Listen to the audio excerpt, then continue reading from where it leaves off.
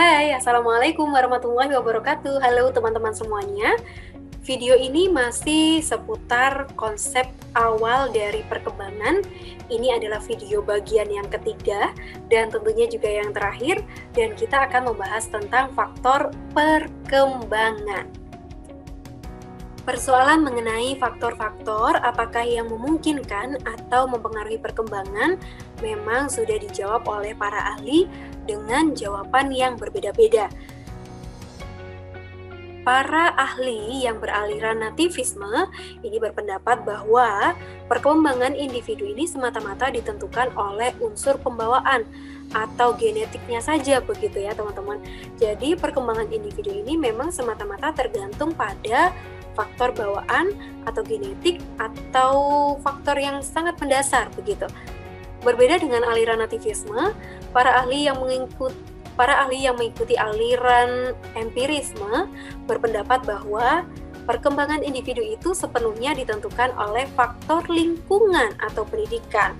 Sedangkan faktor dasar atau bawaan atau genetik ini tidak berpengaruh sama sekali. Nah, ini menjadikan faktor lingkungan, begitu ya, merupakan sesuatu hal yang sangat penting atau yang maha kuasa, begitu, bagi orang-orang yang memang mengikuti aliran empirisme milik John Locke.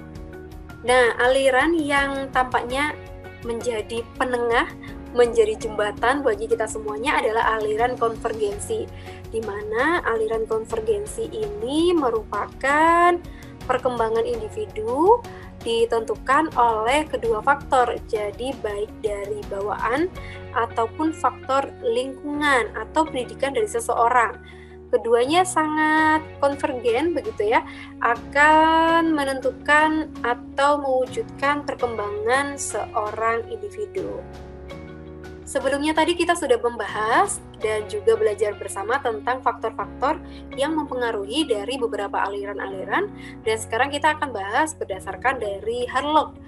Faktor berikutnya adalah terkait dengan inteligensi, di mana memang inteligensi ini merupakan faktor yang terpenting. Jadi beberapa penelitian mengatakan seperti itu. Kecerdasan yang tinggi disertai oleh perkembangan yang cepat. Sebaliknya, jika kecerdasan rendah, maka akan terbelakang dalam pertumbuhan dan juga perkembangan dari seseorang anak. Berikutnya adalah seks. Seks yang dimaksud di sini adalah jenis kelamin ya teman-teman. Jadi memang perbedaan perkembangan antara kedua jenis seks tidak tampak jelas, begitu. Yang nyata kelihatan adalah kecepatan dan pertumbuhan jasmania.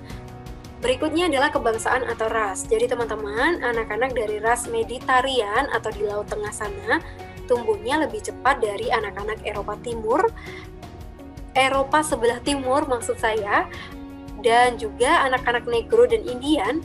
Ini pertumbuhannya tidak lebih cepat dibandingkan dengan anak-anak kulit putih atau kulit kuning. Lalu berikutnya adalah posisi dalam keluarga. Kedudukan anak dalam keluarga ini merupakan keadaan yang dapat mempengaruhi perkembangan dari seseorang. Anak kedua, anak ketiga, anak pertama, dan sebagainya. Pada umumnya perkembangannya lebih cepat dari anak pertama. Jadi bukan berarti anak tunggal itu yang terbaik, begitu ya, bagi kita. Atau anak yang pertama itu pasti baik banget, atau anak kedua itu pasti baik banget karena sudah belajar dari anak yang pertama. Berikutnya adalah makanan.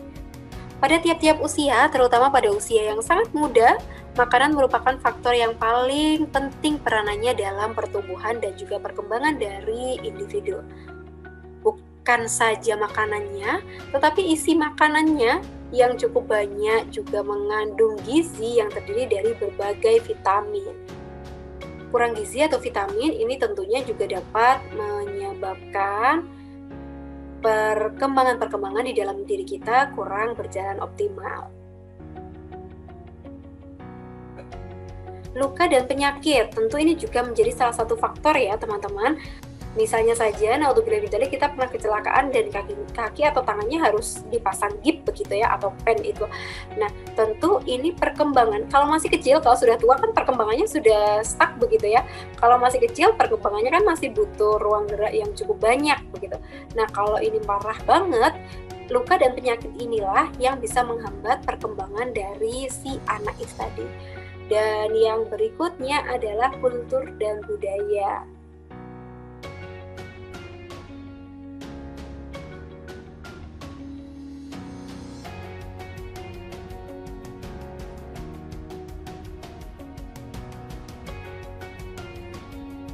Teman-teman semuanya,